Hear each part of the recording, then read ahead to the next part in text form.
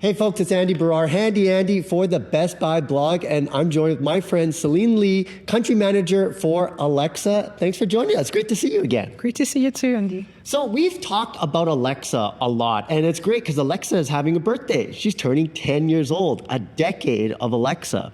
And this event has all been about accessibility because I think, the disabled community can really utilize Alexa. What are some ways that you find that people with disabilities are using Alexa?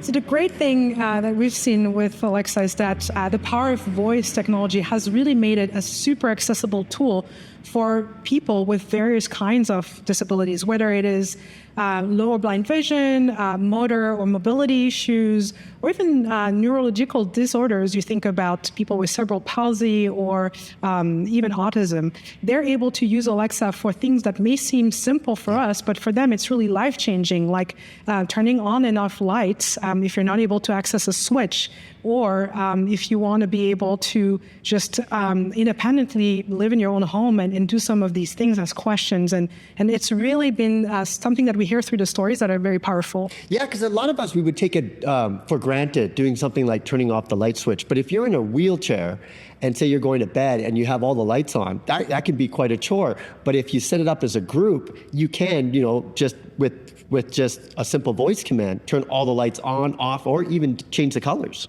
Yes, and I think what's really, really interesting with this technology is, again, this voice aspect. You don't have to really learn how to use it. It doesn't come with a manual. You just use your voice. It's a very natural way to interact, and it gives you so much independence and the ability to kind of run your day-to-day life in a way that's just more convenient. Now, I saw you guys had a poster of one of your voice commands, and it said, "Alexa, what am I holding?" Now, I'm assuming that's for people who are visually impaired. How does that work? Yes. So if you have a device, an Echo Show, it has a camera, and you can hold in front of it the object that you're holding. And when you say, "What am I holding?" Alexa will use computer vision to actually determine what kind of object you have, and may say, "Hey, this is a can of diced carrots." I don't know, something like that. And again, it may seem trivial, but for somebody who has low vision or is blind, this will allow them to be independent in the kitchen and get about their daily lives. So it's a really powerful technology. Exactly, because they could be in the pantry and they're looking for, say, a can of beans, but they're not sure, so they could use Alexa to help identify that. Absolutely, yes. It's just really, again, giving this convenience so people can live their life at the fullest. So let's use another example, people who are hard of hearing. I saw that great example where you can actually slow Alexa down so she can speak slower to help people, maybe if they're hard of hearing, or maybe even if English is not their first language.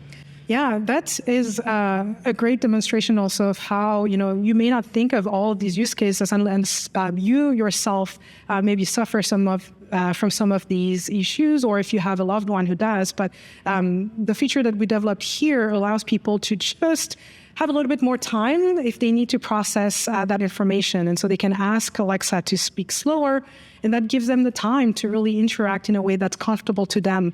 By the way, it works in reverse. If you wanted Alexa to speak faster, it can too. Okay. But it's really it's a very versatile way of interacting. So if you're like a real fast learner, you can speed it up if you're listening or reading a book or something like that. You could, if you want Alexa to go 200 kilometers an hour, she will do that.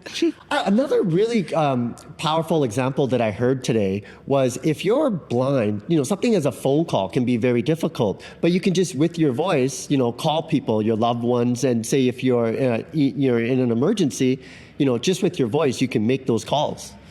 That again shows the power of a voice interface. So you don't need to see what's on a device, a screen, or touch anything. By just calling for that contact in your contact list, Alexa will place the call for you.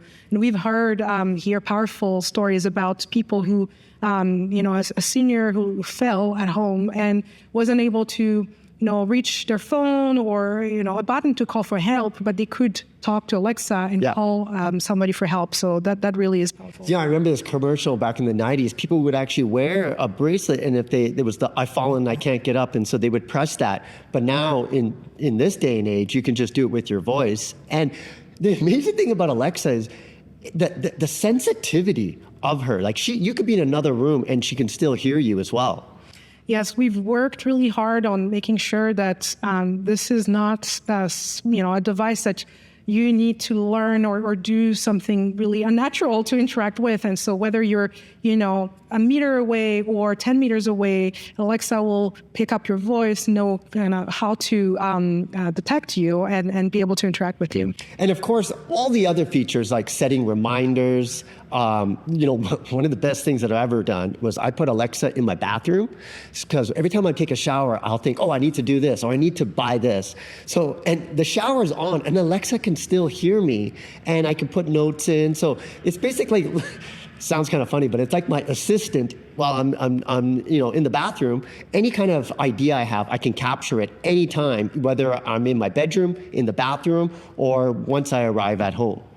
Alexa has, many roles for many people, can be an assistant, a companion, an advisor, but I totally agree with you. The ability to just, almost dump what you have in your brain right then, right there, and get that help, get that note taken is just another way that we're able to make people's life a little easier. I love it. So we've talked about the smart home. Now we're really talking about the accessible smart home, and it's here. Alexa is turning 10. I can only imagine what happens when she turns 20. Yes, the future is unknown, but we're really excited about all of the improvements that are coming in our accessibility feature, and we look forward to do more. And her jokes are getting better as well. Jokes are my favorites, by the way. What does a dog say when you talk to a tree? What's that? It barks. I love it. Alexa's got some great dad jokes, so if you haven't tried, you definitely want to give it a shot. I'm Andy Barrar for the Best Buys blog with Selena Lee, the country manager for Alexa. Thank you so much for joining us. Thank you, Andy. Andy Barrar, Handy Andy, signing out.